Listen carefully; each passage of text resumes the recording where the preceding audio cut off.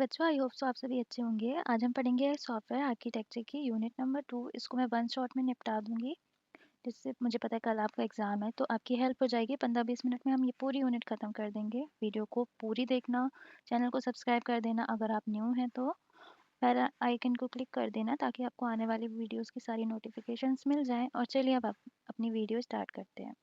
तो हमने इसके पहले सॉफ्टवेयर आर्किटेक्चर के 2 टॉपिक पढ़ लिए थे, फ्रेमवर्क आर्किटेक्चर और सॉफ्टवेयर मॉडल्स के बारे में। वो आपको पहले की वीडियोस में मिल जाएगा, उनको मैं लिंक में डाल दूंगी डिस्क्रिप्शन बॉक्स की। नेक्स्ट टॉपिक था हमारा प्रोसेस मॉडल। प्रोसेस मॉडल क्या होता है? प्रोसेस मॉडल का मतलब होता है कि ये एक सिंपल यूएमएल डायग्राम होता है जो कि शो करता है हमें कि हमें बनाना क्या है, हमारा गोल क्या है। They show how to structure code including the main part of an app and how they work together.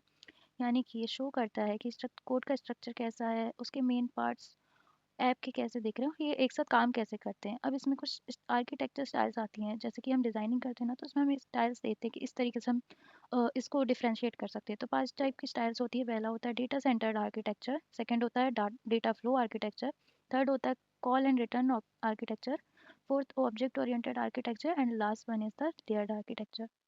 तो सबसे पहले हम पढ़ेंगे डेटा फ्लो आर्किटेक्चर के बारे में। डेटा फ्लो आर्किटेक्चर क्या होता है? In this approach a system process input data through a series of independent steps it reads and output a storage the data flow is either a linear path or a graph with a cycle. इसका मतलब होता है data flow architecture का काम क्या होता है। सबसे पहली बात, इसमें जो डेटा होता है ना, उसके नाम से ही जैसे पता चल रहा है डेटा फ्लो, यानी कि डेटा फ्लो के फॉर्म में जाता है। और इस अप्रोच में क्या होता है, हम जो डेटा लेते हैं वो सीरीज और इंडिपेंडेंट स्टेप्स में घूमता रहता है। ठीक है, और वो तब तक घूमता है जब तक वो अपने फाइनल आउटपुट या फिर जहाँ स्टोरेज है वहाँ तक पहुँच नहीं जाता है। इसका पाथ या तो लीनियर हो सकता है या तो ग्राफ हो सकता है। इसके की फीचर क्या होते हैं? Transform input data through independent steps, यानी कि इसके खुद के अपने में ही इंडिपेंडेंट स्टेप्स होते हैं, किसी पे डिपेंडेंट नहीं होता ये। डेटा फ्लो सीक्वेंसली और इन साइकिल, यानी कि ये साइकिल में भी हो सकता है और सीक्वेंसली भी हो सकता है। Focuses on reuse and easy modification, इसका मतलब होता है कि हम इसको रीयूज भी कर सकते हैं और इजी टू मॉडिफाई भी कर सकते हैं। देन लास्ट होता है ideal for compilers and data processing app, यानी कि ये हम यूज़ कर सकते हैं आइडियली जितने भी हम कंपाइलर यूज़ करते हैं कोड के लिए या फिर डेटा प्रोसेसिंग ऐप के लिए। अब इसके डेटा फ्लो के 3 टाइप्स होते हैं। पहला होता है बैच सीक्वेंशियल, सेकंड होता है pipe and filter and third होता है प्रोसेस मॉडल। अब हम पढ़ेंगे बैच सीक्वेंशियल के बारे में। बैच सीक्वेंशियल का मतलब होता है, बैच का मतलब होता है एक ग्रुप जिसमें हम बहुत सारा डेटा रख सकते हैं। क्लासिकल डेटा प्रोसेसिंग मॉडल होता है ये। इसका काम होता है data transformation. Subsystem can initiate it's process only after its previous subsystem is complete. इसका मतलब ये होता है कि इसका डेटा का फ्लो तभी होगा, जैसे कि आपको ये 4 बॉक्स दिख रहे होंगे, ये एक बॉक्स, 2 बॉक्स को मैं इसको हाइलाइटर को जिससे आपको और अच्छे से समझ आएगा। ओके, सो ये बॉक्स दिख रहा है ना, तो इसका मतलब ये है कि इसका डेटा इस पे तब ही जाएगा जब इसमें पूरा डेटा आ जाएगा। यानी कि ये आगे तभी बढ़ेगी प्रोसेस जब पीछे वाली कंप्लीट हो जाएगी। ये होता है आपका बैच सीक्वेंशियल। इसमें बहुत ज़्यादा टाइम लगता है क्योंकि इसका सीधा सा फंडा ये है कि जब पहले वाला अपना काम खत्म कर लेगा तब दूसरा वाला अपना काम शुरू करेगा। अब इसको हम डायग्राम से देख सकते हैं। इसमें पाइप एंड फिल्टर यूज़ होता है। पाइप का काम क्या होता है, वो डेटा को फ्लो करता है, यानी कि कनेक्शन प्रोवाइड करता है। और फिल्टर का काम होता है जो इंडिपेंडेंट बॉक्सेस होते हैं उसमें, जैसे कि लिखा भी है मैंने कि फिल्टर का काम होता है process data and sends it to the next component. यानी कि फिल्टर का काम ये है कि वो डेटा को लेगा और उसको दूसरे कंपोनेंट में सेंड करेगा। और पाइप्स का काम क्या होगा, वो एक कनेक्शन प्रोवाइड कर देगा। अब बॉक्स में लिखा है जैसे कि बैच सीक्वेंशियल का मतलब होता है program run in a sequence passing data from one two the next. यानी कि एक प्रोग्राम होगा वो सीक्वेंसली पास होगा, जब पहले वाला उसको कंप्लीट करेगा तब वो दूसरी तरफ पास कर देगा। Each program works independently on the data produce output, यानी कि सारे प्रोग्राम्स अपने आप में इंडिपेंडेंट काम करेंगे और डेटा को आउटपुट प्रोड्यूस करेंगे। फिर आता है simple structure but lakhs real time interaction, यानी कि इसका स्ट्रक्चर तो सिंपल होता है पर इंटरेक्शन रियल टाइम होता है, यानी कि काफ़ी ज़्यादा टाइम टेकिंग होता है। फोर्थ होता है it has slower performance and lower efficiency. अब परफॉर्मेंस तो स्लो होगी ही ना, क्योंकि ये पीछे वाले पे डिपेंडेंट है। एक तरीके से देखा जाए, जब तक पीछे वाला अपना काम कंप्लीट नहीं करेगा दूसरा वाला शुरू ही नहीं कर पाएगा, तो बहुत ज़्यादा टाइम टेकिंग हो जाता है। तो इसको हम बहुत ही रेयरली यूज़ करते हैं।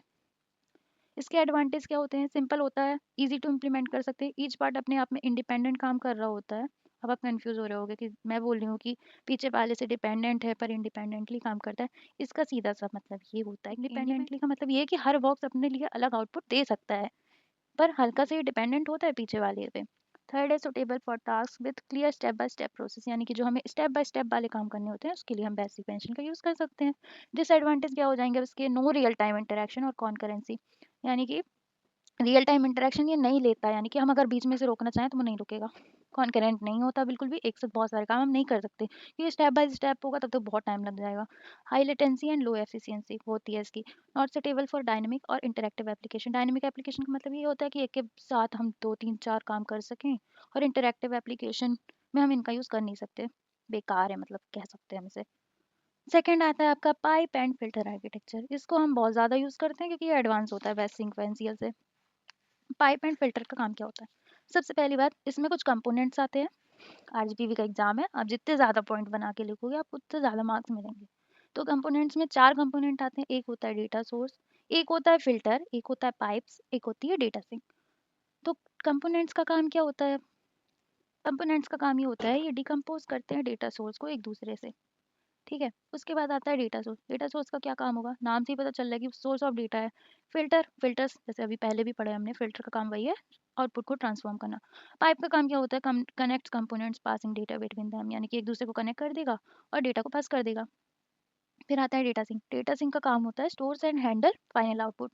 ये डायग्राम बना हुआ है इसका। ये पाइप है, ये फिल्टर है। यहाँ पे डेटा स्टोर होगा और ये पास होगा। पाइप का काम क्या है? ये एक दूसरे को कनेक्ट करेगा फिल्टर्स को। ठीक है, और ये सब कनेक्ट होते होते होते होते यहाँ पे फाइनल आउटपुट आ जाएगा। अब इसके बारे में थोड़ा दिया हुआ है, इसको लिख देना, मार्क्स मिल जाते हैं। अलग क्वेश्चन या फिर शॉर्ट नोट में ये टॉपिक आ जाता है आपका। तो इसका काम है each filter and independent data stream transformer, यानी कि हर फिल्टर अपने आप में एक ईच डेटा स्ट्रीम ट्रांसफॉर्मर है, यानी कि सब में अपने आप में एक डेटा स्टोर होगा, आजू बाजू वाले को पता होते हुए कुछ ना कुछ कनेक्शन होगा। It read data from its input data stream and process it, यानी कि जैसे यहाँ से डेटा आया तो ये इसको इनपुट करेगा और इसके बाद प्रोसेस करके आगे वाले को भेज देगा। It does not wait for batch data as a whole.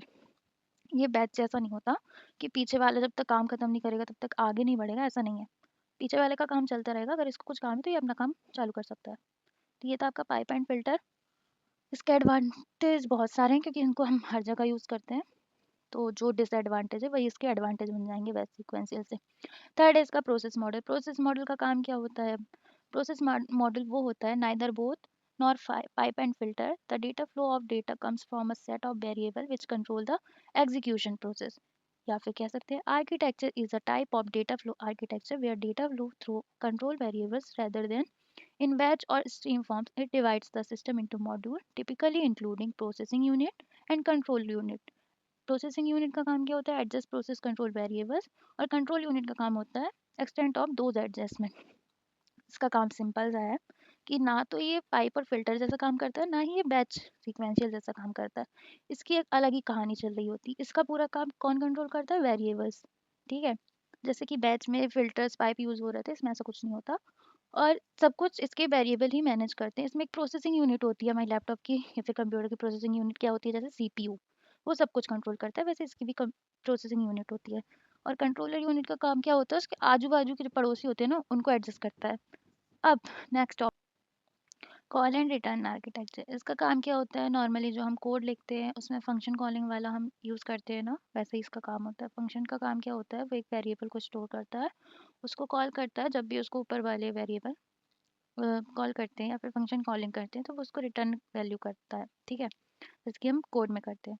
तो इसका भी सिंपल सा काम यही होता है। कॉल एंड रिटर्न आर्किटेक्चर का helps make program easy to scale and update, यानी कि इजी टू स्केल कर सकता है ये प्रोग्राम को और अपडेट कर सकता है जिससे कम टाइम लगे हमको। 2 कॉमन टाइप्स होते हैं इसके। एक आरपीसी होता है, एक मेन प्रोग्राम, सब प्रोग्राम्स होते हैं। रिमोट प्रोसीजर का मतलब या आरपीसी का काम ये होता है कि function run on different computers over internet or a network useful for distributed system. वही फंक्शन वाला काम ये करेगा जो कि वैल्यू स्टोर करेगा और जब उसे कॉल किया जाएगा तो उसे रिटर्न करेगा। मेन प्रोग्राम का काम क्या होता है? जो हम लिखते हैं ना, बड़े बड़े कोड लिखते हैं उसमें जो हम इंडेक्स बनाते हैं, स्टार्टिंग की जो हेडर पार्ट वाला होता है हमारा, हम उसको मेन प्रोग्राम समझ सकते हैं। सब प्रोग्राम्स उसके छोटे छोटे पार्ट हो सकते हैं जहाँ पे हम वेरिएबल स्टोर करते हैं। The main program is divided into small function. These function can call each other making the program more organised and modular. Example हो जाएगा अपना sum of two number. Object oriented architecture, इसका मतलब होता है, हमने ओप्स के कॉन्सेप्ट पढ़े थे उसमें ऑब्जेक्ट यूज़ करते हैं हम एज ए एंटिटी। तो ये भी पूरा ऑब्जेक्ट पे डिपेंडेंट होता है। Organizes a system into object that store data and have function to work with data, यानी कि एक ऑब्जेक्ट होता है जो कि डेटा को स्टोर करता है और हमारे पास कुछ फंक्शन होते हैं जो डेटा पर काम करते हैं। Object communicates with each other by sending message, यानी कि ऑब्जेक्ट एक दूसरे से कम्युनिकेशन मैसेज के थ्रू करते हैं। इसके कैरेक्टरिस्टिक्स क्या होते हैं? Object keep the system safe and secure, यानी कि ऑब्जेक्ट सिस्टम को सिक्योर और सेफ रखता है। Object don't need to know how other object work, मतलब उसको दूसरे ऑब्जेक्ट क्या कर रहे हैं उससे कोई मतलब नहीं होता। एडवांटेज क्या होते हैं इसके? Make it easier to divide a problem into smaller independent parts, यानी कि बड़ी प्रॉब्लम को हम छोटी प्रॉब्लम में डिवाइड कर सकते हैं इसके थ्रू, और हर पार्ट को इंडिपेंडेंटली काम करवा सकते हैं। Changes to one object won't affect others, यानी कि एक ऑब्जेक्ट दूसरे ऑब्जेक्ट पे कोई अफेक्ट नहीं करता अगर हम उस पर चेंजेस करते हैं या फिर अपडेट करते हैं।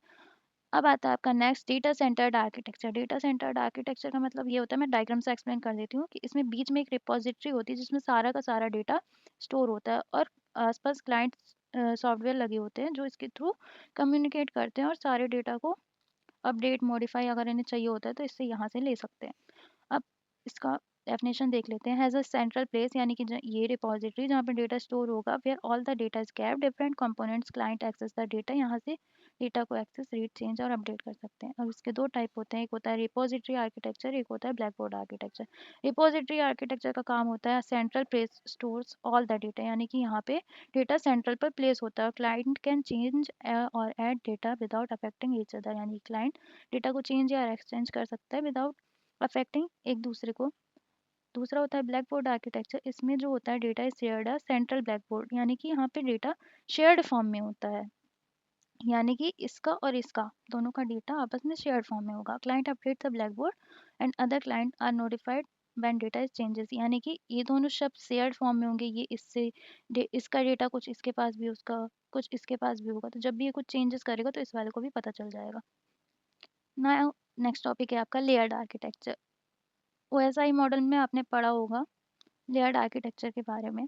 The system is divided into different layers, यानी कि इसमें जो सिस्टम होता है वो डिफरेंट लेयर्स में डिवाइडेड होता है। इसकी तीन लेयर होती हैं। आउटर लेयर जो कि इंटरफेस ऑपरेशन को हैंडल करती है, दूसरी होती है inner layer manage communication and coordination with the operating system, यानी कि ऑपरेटिंग सिस्टम का कोऑर्डिनेशन और कम्युनिकेशन को मैनेज करता है। थर्ड होती है intermediate layer provide utility services and support application function.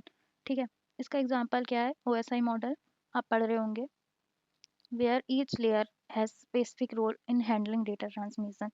अब वो ऐसा ही मॉडल की लेयर आर्किटेक्चर के बारे में अगर आपने पढ़ा होगा तो इसको आप इजी टू समझ सकते हैं। नेक्स्ट आता है आपका एजेंट बेस्ड आर्किटेक्चर। इसमें थोड़ा सा डिफरेंट होता है बाकी आर्किटेक्चर से।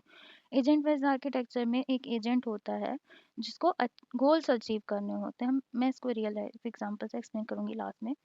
इसके की फीचर क्या होते हैं? एक ऑटोनोमस होता है जो कि agent act on their own. अब इसका मतलब ये है कि एक एजेंट होगा जो अपना काम खुद करेगा और उसको कुछ गोल्स अचीव करने होते हैं। Interactive, they communicate with each other, यानी कि ये आपस में बात कर सकते हैं। Goal oriented, each agents has specific task, यानी कि हर एजेंट के पास कुछ ना कुछ काम होगा। अब इसकी एप्लीकेशन क्या होती है? स्मार्ट होम्स का एग्जांपल ये हो जाएगा agent control light temperature and security, यानी कि एक एजेंट होगा, हम इसको एक स्विच की तरह समझ सकते हैं एजेंट को, जो कि स्मार्ट होम पे जितनी भी लाइट टेम्परेचर और सिक्योरिटी होगी उसको एडजस्ट करेगा। ई कॉमर्स के थ्रू यूज़ कर सकते हैं। Recommend product and manage inventory, यानी कि रिकमेंड करता है प्रोडक्ट को और इन्वेंट्री को। ऑटोनोमस व्हीकल में एजेंट क्या काम करेगा? नेविगेशन और सेंसर को कंट्रोल करेगा। रोबोटिक्स में क्या करेगा? Robots work together and task. Distributed computing का मतलब होता है agent manage resources and task across system. Health care में monitor patient and adjust treatment, यानी कि पेशेंट को देखेगा और उसके सारे भी जितने ट्रीटमेंट है उसको एडजस्ट करेगा।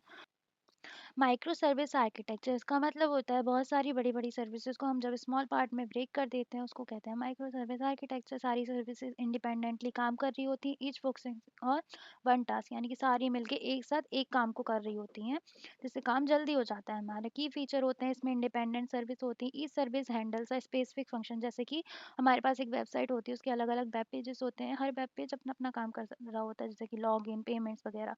कम्युनिकेशन, ये कम्युनिकेट कैसे करती हैं? एपीआईज के थ्रू।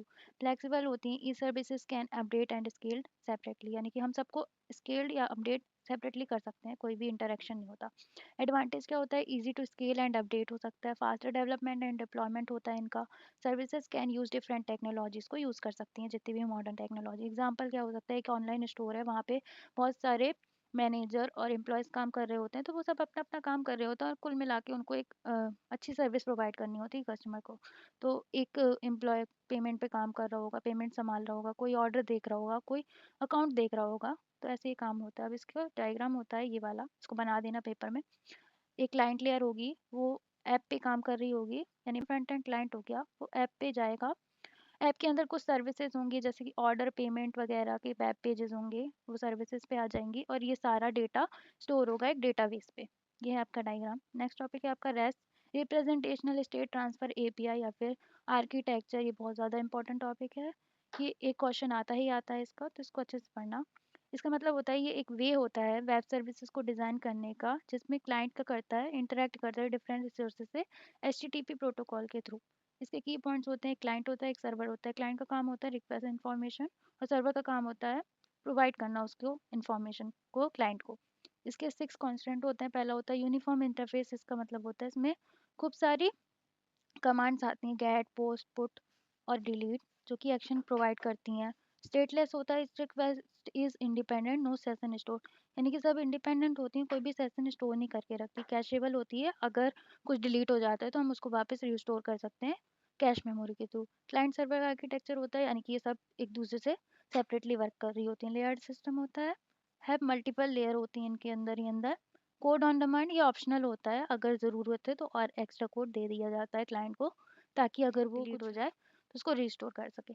एग्जांपल होते हैं इसकी कुछ कमांड्स हैं, get, post, put, delete. Get का काम होगा ऑल बुक्स को गेट करना, पोस्ट का काम होगा न्यू बुक को ऐड करना, पुट का काम होता है अपडेट करना, डिलीट का डिलीट करना। REST make web services easy to build and use. तो यहाँ तक तो आपकी सेकेंड यूनिट के पूरे टॉपिक खत्म हो चुके हैं। 20 से 25 मिनट में ये वीडियो खत्म हो चुकी है। आपका यूनिट 2 कम्प्लीटली प्रिपेयर हो गई होगी। आई होप आप सभी को टॉपिक अच्छे लगे होंगे। वीडियो पसंद आई होगी तो लाइक कर देना, चैनल को सब्सक्राइब कर देना। नोट्स आपको टेलीग्राम पे मिल जाएंगे, लिंक आपको डिस्क्रिप्शन बॉक्स में मिलेगी, ज्वाइन कर लेना। तब तक के लिए all the best for your exam. और अगर कोई भी डाउट आता है या फिर कोई भी टॉपिक स्पेसिफिक चाहिए तो कमेंट कर देना। तब तक के लिए bye bye, have a nice day.